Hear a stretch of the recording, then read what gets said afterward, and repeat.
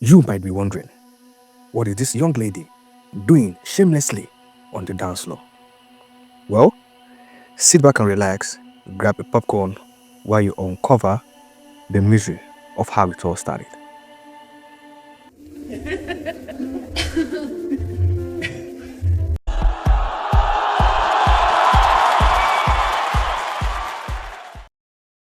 I still remember the exact moment it happened.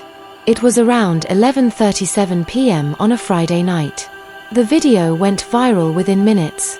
Queeneth, yes, the same Queeneth that used to be the girl next door, collapsed in front of everyone at a lounge in Lekki. Her body hit the floor hard, but what made people scream wasn't just that she fainted. It was what happened when her body hit the tiles. One side of her but shifted unnaturally, like it had moved out of place. Someone shouted, "Her yanch day leak." People brought out their phones. Nobody helped her. They just recorded. The next morning, she was trending on every social media platform in Nigeria. Hashtag Queeneth BBL gone wrong was all over TikTok, Twitter, and even Facebook aunties were sharing it. She became a meme, a warning, a joke.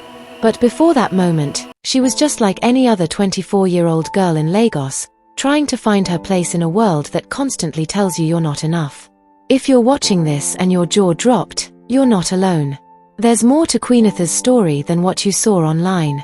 Please like this video, subscribe, and comment where you're watching from, because this story is real, raw, and it could happen to someone you know. Queeneth didn't grow up rich. She was raised in a 2-room apartment in Igbida with her mum, a single woman who sold vegetables in the market. Her dad, gone before she was 2. In school, Queeneth was smart, quiet. She had this natural glow, nothing too flashy. She was the kind of girl you'd only notice when she laughed, and she didn't laugh often. But things changed fast once she left university. Her close friend, Amora, introduced her to the other side of Lagos, the clubs, the sponsors, the Instagram pages, and the new obsession, the perfect body. "That flat thing no go carry you anywhere," Amora said one night, scrolling through her phone. "See this girl. She just did her yanch last month. She don fly go Maldives now with one senator." Queeneth laughed it off. At first. But it stayed in her head. At home, she began spending hours on Instagram, comparing herself. Every scroll told her she was not enough. Her chest wasn't big enough. Her waist wasn't small enough. Her hips weren't wide enough. The pressure got louder. The comments from guys became more direct. "Ah, fine girl like you go still day manage this your back like Sena plank." The first time she seriously thought about BBL was after a hookup with one guy she met at a lounge. He left her 15k naira and a pack of Indomie. The same week, he posted another girl, curvier, lighter, fake everything, and called her the one. Queeneth felt invisible. That was the beginning. She didn't tell anyone. Not even her mum. She started saving. Then she got introduced to a connect who knew a place in Turkey where she could get it done for cheap. $2,500 only. "We go help you with visa and accommodation. Now just 3 weeks you go day there." She started taking hookups more seriously. Some men wanted more than she could handle, but the money was good. She stopped picking her mum's calls. Her world shifted. Finally, one day, she got the money. One-way ticket to Turkey. Surgery booked. And all she could think was, "I'm finally going to be perfect." But life doesn't always go as planned. And Queeneth was about to find out the hard way. The money Queeneth used for her BBL didn't fall from the sky. It came from a place of desperation. And that's where most people get it twisted. People think girls just wake up, sell their conscience, and boom, they're flying abroad for surgery. No. It's usually a slow, painful slide. Queeneth had never done hookups before. She wasn't a saint, but she wasn't like that either. But after one heartbreak too many, after being called basic and overlooked by the same men who used to chase her in uni, she finally gave in. The first time was with a man named Kelvin. He owned a car dealership in Lekki and was known for helping girls. Amora connected them. "He no day like stress," Amora said. "Just go, smile small, wear fine dress. He go give you like 100k if he like you. Queeneth was nervous. She wore a borrowed wig and a borrowed dress. Kelvin barely said anything to her. He took her to a hotel in Victoria Island. No dinner. No talk. Just straight to the point. She felt like her soul left her body. But when he gave her 120k naira cash afterward, something in her broke. And something else got stronger. That money went straight into a separate savings app she called Project Body. She started accepting more clients. Older men, mostly. Some were married. Some were creepy. One made her bark like a dog. One refused to use protection. But she kept quiet. Her eyes were on the prize. She told herself it was temporary. That when the surgery was done, life would be better. But the emotional scars, they started piling up. She also started lying a lot. To her mum. To herself. Work is fine, she'd say over the phone. I'm working at a marketing company in Ikeja now. Her mum was proud. Even told a few church women that Queeneth now worked with computer people in Lagos. If only she knew. One night, Queeneth came home from a particularly nasty hookup. Her makeup was smeared, and her body ached. She stood in front of the mirror, looked at her flat butt, her small chest, her tired eyes, and started crying. I just want to feel seen, she whispered to her reflection. That night, she made up her mind. The money was almost complete. She reached out to the BBL plug Amora gave her. They sent her photos of previous clients. All glowing. All happy. None in pain. Your new body go change your life, babe, the message read. She believed it. The next few weeks were a blur. She sold her old phone. Pawned a gold chain. Took one last hookup with a man who filmed her without her permission. But it was done. The money was complete. Queeneth bought a ticket to Turkey. No return. Queeneth didn't tell anyone she was traveling. Not even Amora. The night before her flight, she sat alone on her bed in her one-room apartment, legs crossed, staring at the ceiling fan slowly turning above her. The small box she packed sat beside her feet. It had 2 cheap wigs, a few tight dresses, makeup, slippers, and one worn-out Bible her mother gave her when she moved to Lagos. She touched the Bible briefly, but didn't open it. Her heart was pounding. She wasn't sure if it was fear or excitement. She kept checking the flight confirmation over and over. Turkish Airlines. 11:45 p.m. Economy class. She didn't know what to expect when she landed. The agent handling everything for her said someone would pick her from the airport and take her to the hospital directly. You go rest one day. Then surgery. Then 1 week recovery. You go fine like fire, the woman said. The agent had sent photos of other Nigerian girls who had done their BBLs in that same clinic. They all looked amazing. Big hips, tiny waists, full breasts, glowing skin. Queeneth wanted to look like that so badly, it hurt. At the airport, Queeneth felt small. Everyone else seemed to have somewhere important to be. She wore black leggings, an oversized hoodie, and carried her small box. Her passport was shaking in her hand. For a second, she considered turning back. But the feeling passed. Inside the plane, she was seated next to a middle-aged Yoruba man who kept asking her why she was going to Turkey. For holiday, she lied. He smiled and said, holiday with one small box. Make God protect you, oh. She just nodded and looked out the window. The flight took off. And with that, her old life was gone. Landing in Turkey was like stepping into a different world. Cold air, unfamiliar language, and people who didn't smile. A short Turkish man holding a sign that said Miss Queeneth picked her up and drove her to a building outside the main city. The hospital was more like a house turned into a clinic. White walls, plastic chairs, and posters of women with perfect bodies everywhere. The nurse didn't speak English, but the agent was there, smiling like everything was fine. They checked her blood pressure, took photos of her body, and gave her papers to sign. Queeneth hesitated when she saw one line: surgery risks include death, infection, or complications. She looked up. The agent said, it's normal. Everybody signs. Nothing day happen. NA just formality. Queeneth signed. That night, She slept in a small room with 2 other Nigerian girls. One had already done her surgery. Her face was swollen, and she groaned every few minutes. The other girl looked scared, like Queeneth. They barely talked. At 6 a.m., a nurse came to prepare her. No turning back. If you've ever made a decision thinking it would change your life forever, you need to keep watching. Please subscribe and comment where you're watching from. Queeneth's life is about to shift in a way she never expected. The operating room was cold. Bright lights. People talking in Turkish. She laid on the table. The last thing she saw before sleeping was the surgeon adjusting his gloves. Then, darkness. She woke up screaming. Her body was on fire. Her back felt like it had been crushed. Her chest felt tight. She couldn't move her legs properly. Tubes were sticking out of her body. Blood. Bandages. Pain. A nurse came in and said something she didn't understand. Then injected something into her drip. She passed out again. When she woke again, it was night. The agent was there. Congratulations, babe.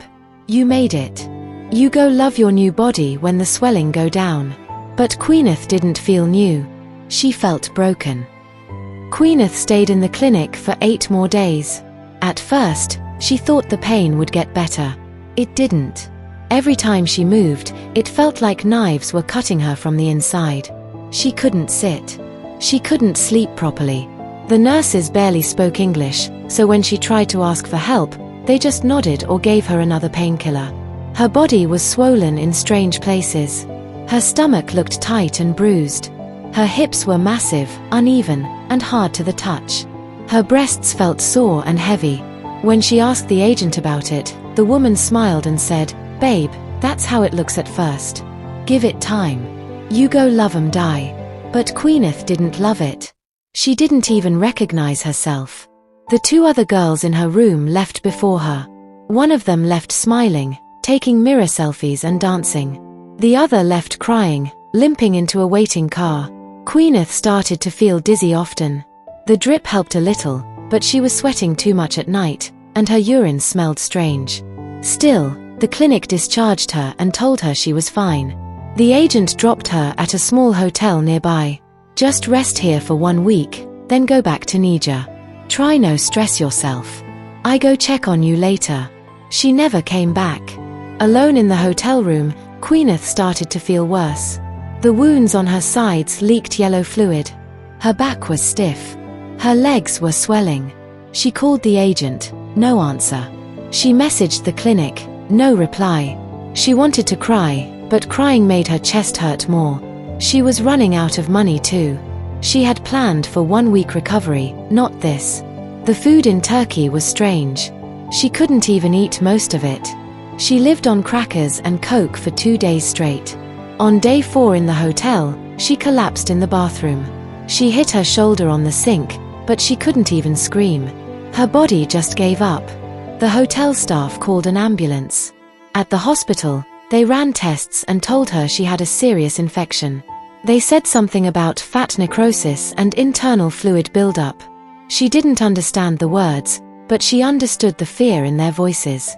They said if she had waited any longer, she could have died. That night, alone in the hospital, Queeneth stared at the ceiling and finally broke down. She whispered to herself, "I didn't do all this to die." But something inside her was already dying, her self-esteem, her hope, her strength. She reached for her phone, opened Instagram, and looked at her old photos. The ones before the surgery. She saw a girl who smiled differently. A girl who still had light in her eyes. And she realized, she missed that version of herself. Queeneth spent 5 more days in the Turkish hospital. They drained fluid from her body and gave her strong antibiotics. The doctors told her the infection was spreading faster than normal. She was lucky they caught it when they did. But she didn't feel lucky. She felt destroyed. When she looked in the mirror, she saw someone she didn't recognize. Her body was different, yes, curvier, but it didn't feel right. Her hips were uneven. One side was harder than the other. Her chest was sore and lopsided. And her skin, dark patches had started showing around her waist. The nurse told her, "No fly now. You need to rest. 2 more weeks. Queeneth nodded, but in her heart, she knew she couldn't stay. She was out of money. The hospital wasn't free. She had already sold her iPhone to cover the deposit. She couldn't afford more bills. She called the Nigerian embassy, begged them to help her book the cheapest return ticket. 3 days later, she was back on a plane. This time, her body was still in pain. She had to sit on a special cushion. Her bandages were wrapped under a loose dress. She looked nothing like the slay queen she thought she'd become. Landing in Lagos, the heat hit her like a wall. It felt worse than ever. The air was thick. Her body itched under the bandages. As she walked out of the airport, people stared. She thought they were judging her. Maybe they were. Or maybe it was all in her head. She turned on her phone at baggage claim. The first message that popped up was from Amora. Where you day since? I see one Turkey girl for TikTok we collapse. Hope say no be you. Queeneth didn't reply. She didn't go back to her place in Igbida. She went straight to her mum's house in Ikorodu. When her mother saw her, she screamed. Queeneth, what happened? Your body, what is this? Queeneth just dropped her bag and sat down. She was too tired to lie. I did surgery, she said quietly. Her mum's hand flew to her chest. You did what? With whose money? For what? Queeneth looked at her. Because I was tired of being invisible. There was a long silence. Her mum didn't understand. How could she? She had lived her life selling vegetables, wearing wrappers, and never caring what her body looked like. Queeneth broke down. I just wanted to feel beautiful. I wanted to feel loved. Her mum didn't speak for a long time. Then she knelt beside her daughter and held her. It's okay. You're home now.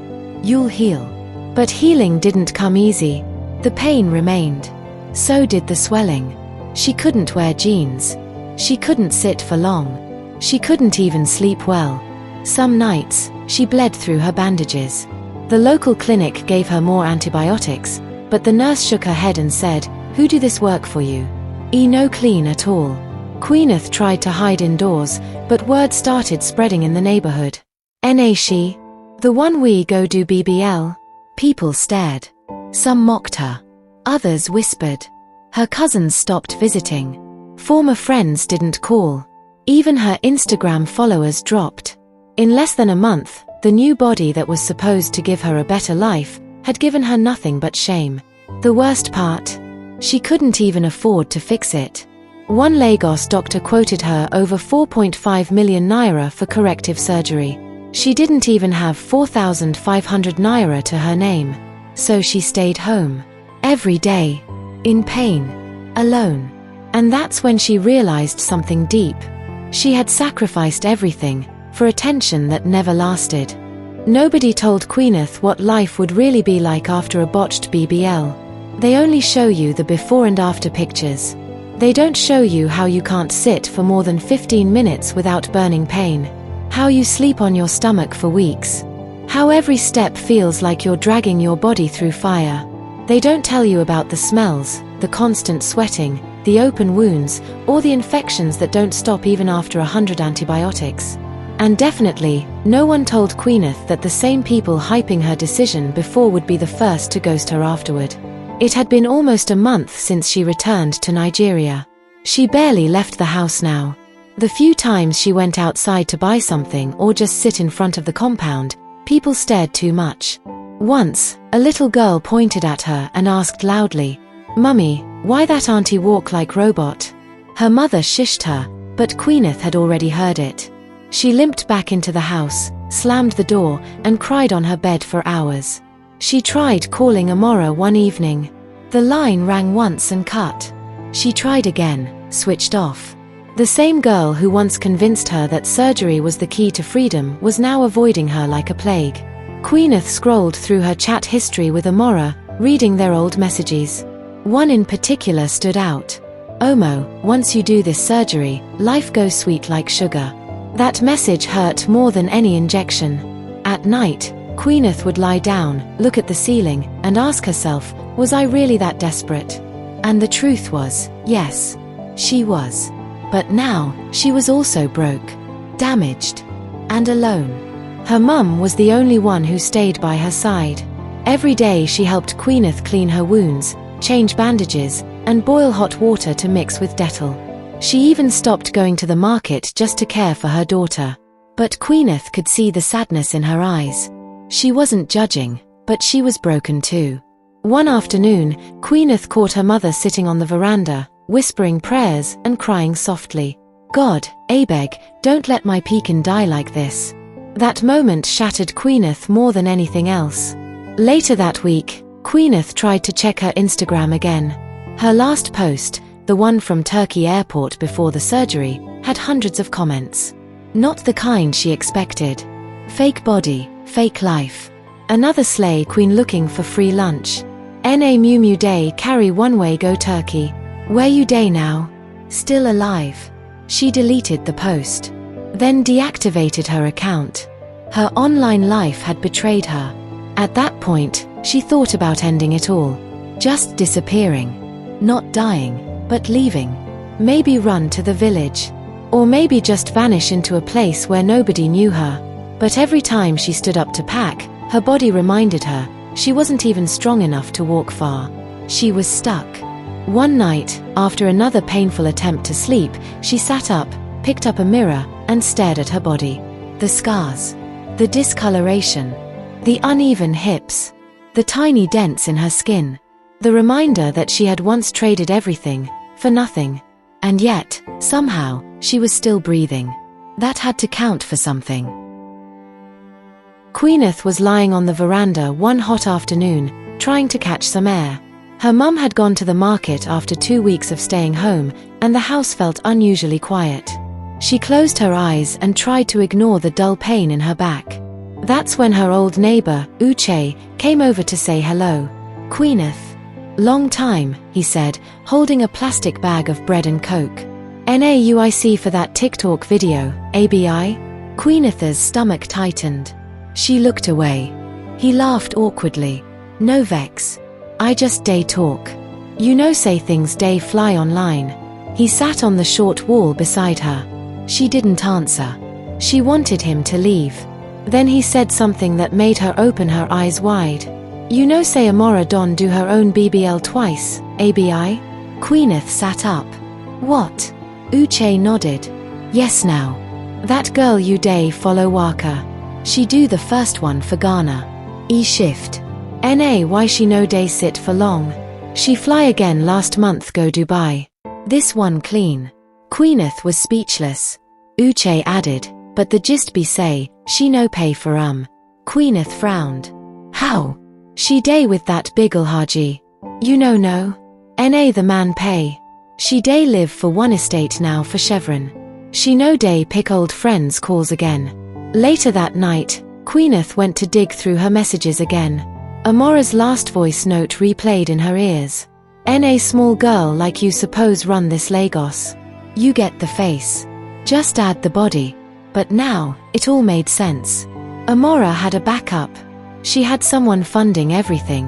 Queeneth didn't. She had sold her dignity, risked her life, destroyed her body. And for what? While Amora moved up, Queeneth sank deeper. That night, Queeneth finally sent Amora a message. Not to beg, not to accuse, but just to speak her mind. "I hope it was worth it. You led me into a fire and left me there. I was your friend. You knew I didn't have help. I nearly died. But it's fine. Just remember, not every scar fades." She saw the 2 blue ticks. Amora had read it. No reply. The next morning, Queeneth deleted Amora's number. That part of her life was over. She spent the next week slowly walking around the compound, trying to regain her strength. Her mum made her ginger tea every morning and massaged her waist with shea butter and hot water. One evening, they sat together outside. Her mum looked at her and asked, "If you could go back, would you still do it?" Queeneth didn't answer for a long time. Then she whispered, "I don't know. I just wanted love." Her mum nodded. "Love no day hide inside body shape. If them no go love you as you be, even if you turn bottle, no go change." Queeneth rested her head on her mum's lap. For the first time in months, She let herself breathe. It was a Sunday morning. Queeneth sat quietly on the small veranda while her mum swept the compound. The sun was rising, soft and slow, but Queeneth's heart felt heavy again. She had spent the whole night thinking about everything: her surgery, her body, her past mistakes, and the fake reality she chased so hard. And she kept asking herself one question: who was I trying to impress? 3 months earlier, she was scrolling through Instagram every night, staring at other girls with tiny waists, huge hips, and flawless skin. Some of them were popular influencers. Others were just pretty girls with good angles. They made life look sweet. First-class flights, Dubai vacations, private dinner dates, designer bags, all with the caption, "Soft life only." And Queeneth believed it. She wanted it, needed it. But now, sitting in her mother's compound with scars and silence, she saw through it all. That afternoon, her phone buzzed. One of her old classmates, Angela, had sent her a message. "Hi Queeneth, I heard some things. I hope you're okay. I don't mean to pry, but if you want to talk, I'm here." Angela had been the quiet one back in school. No flashy clothes. No drama. Just books, glasses, and a small smile. Queeneth replied, "I'm not okay. But thanks for asking. Nobody really does anymore." Angela responded almost immediately, "I understand more than you know. I've been through stuff too. If you ever feel like talking, let me know. I won't judge." Queeneth stared at the screen for a long time.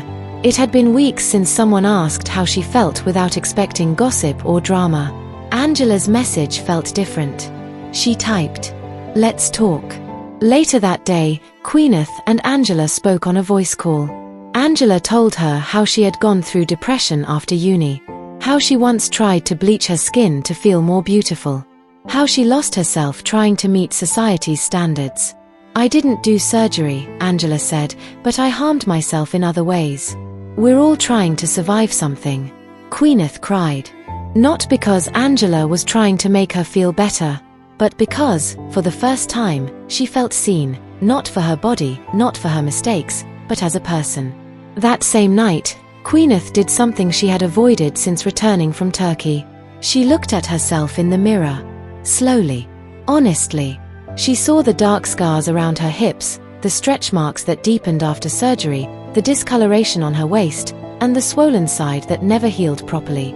She also saw a woman who survived something brutal.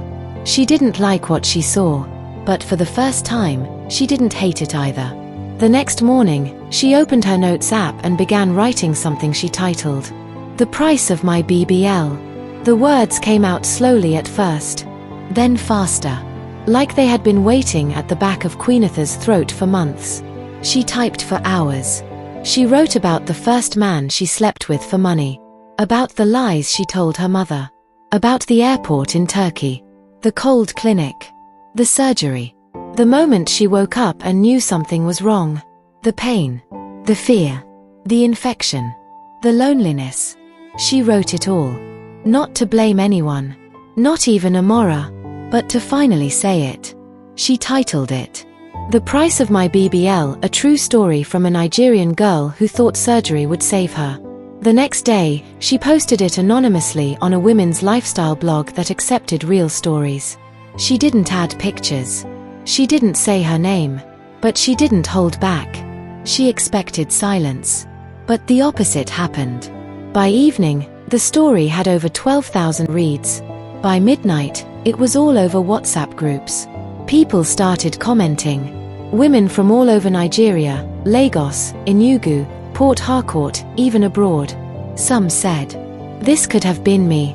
I have this same infection and didn't know what it was. Thank you for your honesty. God bless you for telling the truth." One comment hit her hard. "I was planning my BBL next month. I just cancelled it." Queeneth sat up in bed, staring at that line for almost 10 minutes. She didn't smile. She didn't cry. She just felt something real. For once, her pain wasn't wasted. 2 days later, the blog editor emailed her privately. "Hi, we've never seen a reaction like this. Do you want to share more of your story, publicly this time?" Even a voice interview? You don't have to show your face. Queeneth didn't reply immediately. She needed time. But the seed was planted. Maybe her scars weren't just ugly reminders. Maybe they were part of something bigger. That week, Queeneth's health started to improve, little by little. The swelling on her left hip reduced. The wound on her side finally closed. She could sit for longer than 30 minutes without screaming. She even started taking slow walks to the end of the street and back. One evening, she stopped at the small kiosk nearby to buy groundnut. The woman selling it looked at her closely and said, "You don't resemble that girl we write that BBL story online oh." Queeneth smiled for the first time in weeks. "Na so people day resemble these days," she said, paying for the nuts. She wasn't ready to tell the world it was her. But for the first time, she wasn't ashamed.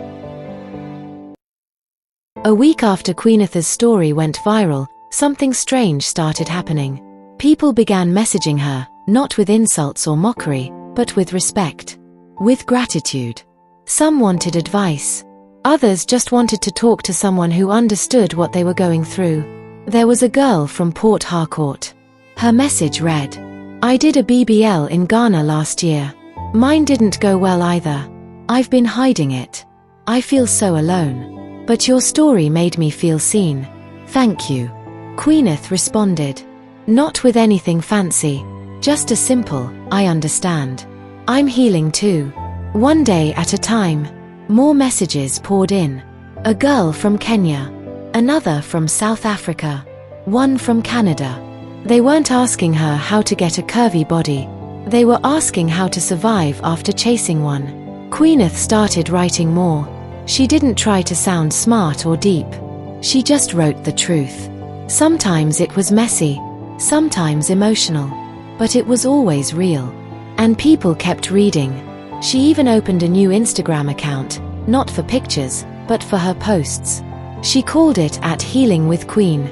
She posted anonymously at first, using quotes from her story, screenshots of messages from other girls, with names blurred, and short notes like, "You don't need a perfect body to be worthy. Some of us nearly died trying to be beautiful. Don't die trying. I hated my scars. Now I wear them like evidence that I survived." In just 3 days, she had over 1,000 followers. All from word of mouth. But something unexpected happened next. One morning, she got a message from a popular Lagos podcaster, Nora Speaks. "Hi Queeneth. Yes, I know your real name. A friend connected the dots. Your story moved me. I host a show about real-life experiences. I want you to come on and share your story. Just your voice. No camera. No pressure." Queeneth read the message 5 times. Her heart started beating fast. This was different. This wasn't some blog post or anonymous forum. This was her real voice, in front of thousands of listeners. Could she do it? She wasn't sure. She told her mum about it. Her mum looked at her with tired but honest eyes and said, "If it will help one girl avoid this pain, maybe you should speak." Queeneth nodded slowly. She didn't feel ready. But she also knew something deep inside her had changed. That night, she sent a voice note to Nora. "I'll do it. But not because I want fame or followers. I just want to help someone not make the same mistake I did." Nora replied immediately, "That's exactly why you should speak." Queeneth couldn't sleep the night before the podcast. She kept rehearsing what she'd say, what she wouldn't say, what she might break down over. Even though Nora said it was just her voice, no video, no pressure, Queeneth still felt exposed. Vulnerable. But also, ready. She woke up early, brushed her teeth twice, and wore a clean shirt even though it was audio only. It just made her feel more put together. At 10:03 a.m., her phone rang. It was Nora.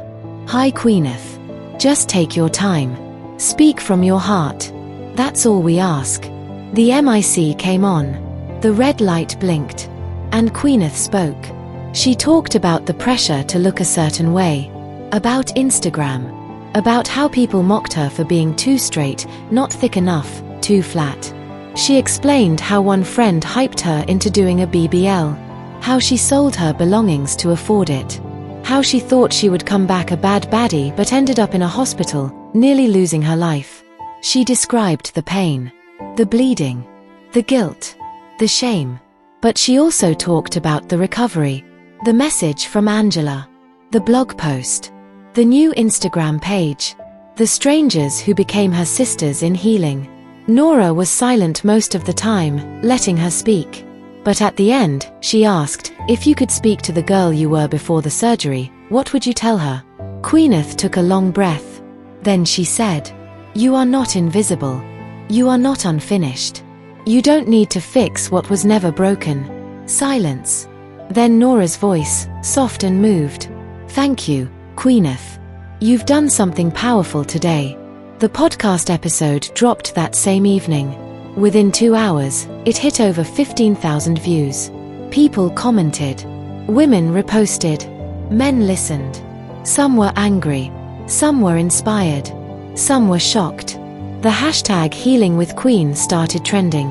The next morning, Queeneth's mum walked into her room holding a small tray of breakfast, pap and akara. She smiled, a rare one. I listened, she said. Queeneth looked up, surprised. You did. Her mum nodded. I didn't understand all the English, but I understood your heart. And I'm proud of you. Queeneth blinked back tears. Thank you, Mummy. That week, Queeneth got emails from women's organizations, schools, and small platforms asking her to speak, some virtually, some in person. She was still healing, still limping, still wrapping herself with bandages at night. But now, for the first time in a long time, she felt like her voice had more power than her looks ever could.